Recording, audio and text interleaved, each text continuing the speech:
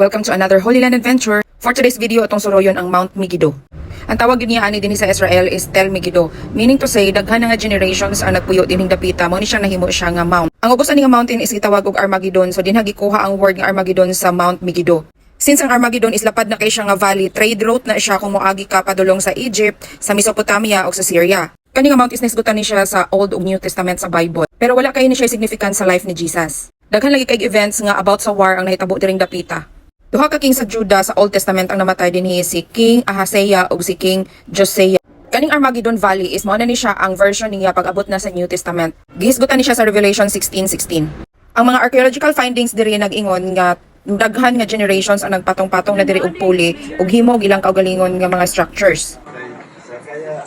Look at the layers of wood. Dito sa may It's not a restoration line. Paglayan na po ng line.